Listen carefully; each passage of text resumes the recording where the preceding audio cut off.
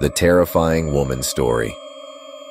The horrifying event I'm about to tell you was experienced by me personally. It will send shivers down your spine and make you ponder deeply. I recommend you listen carefully. Pay attention to the end of the story. When I was a child, every summer my family would go to our village. My grandfather, grandmother, uncles, and cousins lived there. We had the most wonderful times. Our village was a beautiful place with forests and natural spring water fountains. There were sheep, cows, and lambs. Most of our time was spent loving the animals and climbing trees to eat fruit. Our house had a huge garden in front with hundreds of different trees, and my grandmother also had vegetable patches she grew. My cousin and I would play and get spoiled. Even though our elders would often scold us, they still loved us and treated us well. At night, they would always tell us not to be outside after dark and would call us inside. But we usually didn't listen and enjoyed the moment to the fullest. During the day, we would walk far away from the house, into the forest.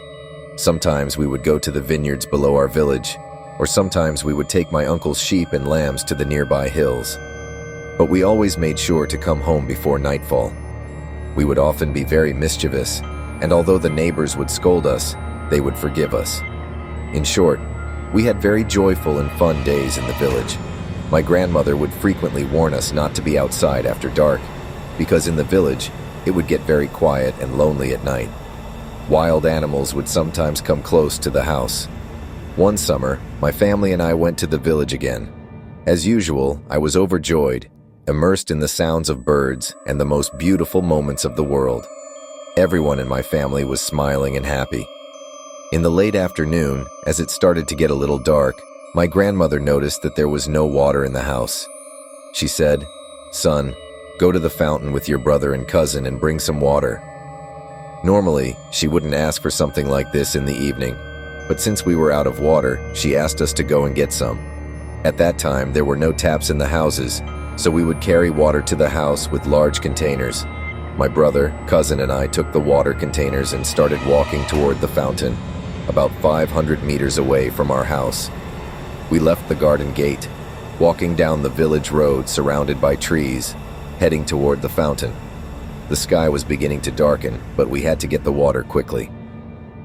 As we passed the stone walls of the village houses, a strange feeling of unease and fear started creeping in. The area near the fountain was very quiet and peaceful. We could hear the soothing sound of the water. Right next to the fountain, there was a garden surrounded by a wall with mulberry and apricot trees. There was also a small pool where the water from the fountain flowed.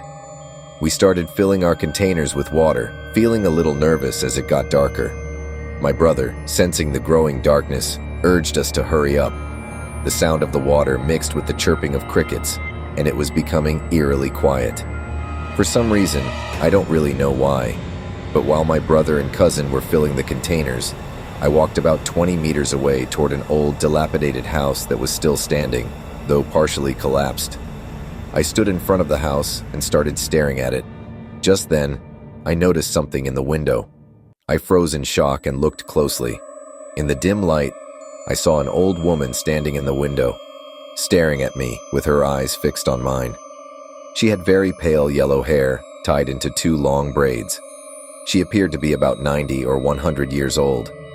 Suddenly, I felt a chill run down my spine as we locked eyes, and she spoke to me in a strange tone, saying, "Son, come inside." Her voice was unsettling, and it made me shiver. I don't know why, but it was as if some force was pulling me toward the house. I couldn't resist, and slowly began walking toward the dilapidated house. The old woman repeated in that eerie voice, "Son, come inside, come inside." At that moment, I was too young to fully understand what was happening, but I was walking slowly toward the house when my brother's voice suddenly interrupted.